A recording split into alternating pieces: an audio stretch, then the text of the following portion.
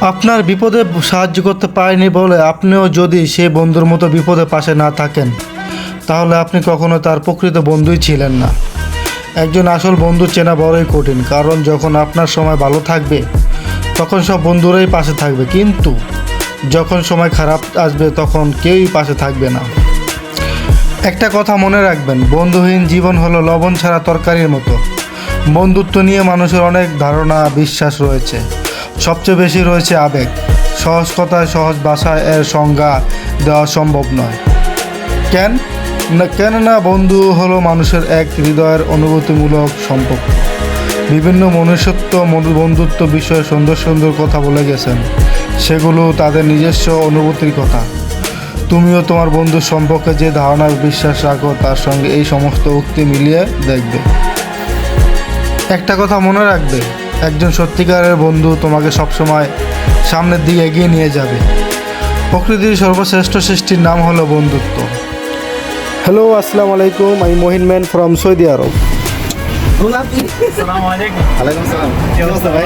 ভাই দেখছেন গোলাপি, দেখছেন গোলাপি তো সমস্যা আজকাল গোলাপি। এটা খেল করি আমি যে গোলাপি তুই তো রঙিলা। কেউ করেন নাই? কেমন আছে বন্ধু, ভালো আছো? Hi hello, how are you? খানা খাকে জানা। খানা খাকে তো আয়া। দেখেন এই যে প্রমাণ, কত কিছু নিয়ে আসে আসার সময়, তারপরে বলে কিছু আনি নাই। ওকে ভাই, আল্লাহ হাফেজ। এই দেখেন আমার বন্ধুর দোকান নতুন করে সাজানো হয়েছে, লাইটিং করানো হয়েছে, নতুন লাইটিং। বন্ধুরা চলে আসলাম আজকে বৃহস্পতিবার, আমার সাদিকের কাছে চলে আসলাম। পিঙ্ক কালার গেঞ্জি পরে আসছি।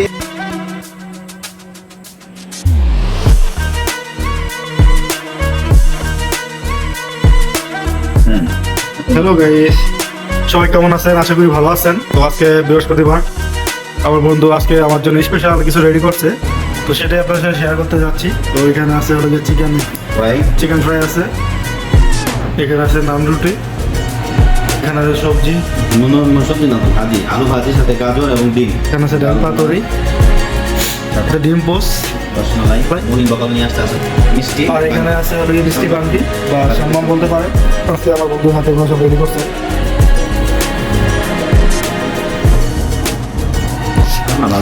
তো গাইস দেখতে পাচ্ছেন আজকে পার্টি করছে।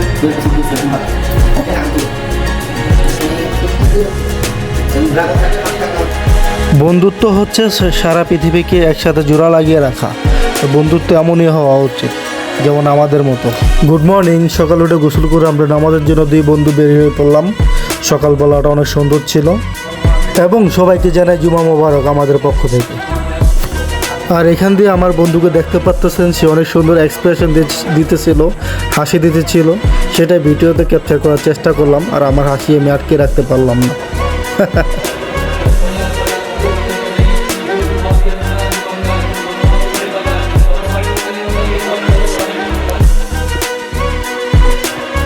তো গাইস, আমরা দুই বন্ধু এক নামাজ শেষ করে বের হলাম মসজিদ থেকে। আমার বন্ধু ইসলামের বাড়ি, সবাইকে জানে আবার জুমা। অ্যাকচুয়ালি আগে ভাবতাম ভিডিও বানানো কত সহজ, কত সুন্দর করে আপলোড দিয়ে মানুষ, কতই না সোজা। যখন নিজে বানানো শুরু করলাম তখন বুঝলাম কত কষ্ট। হ্যাঁ, দেখা হবে না?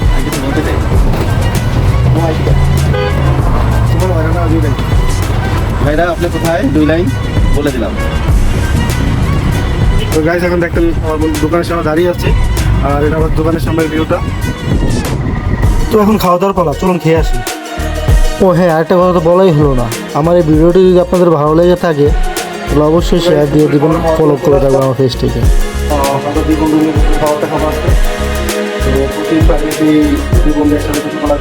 ভিডিওটি যদি আপনাদের ভালো লেগে থাকে তাহলে অবশ্যই লাইক করবেন, শেয়ার এবং আমার ইউটিউব চ্যানেলে সাবস্ক্রাইব করে দিন। ওকে,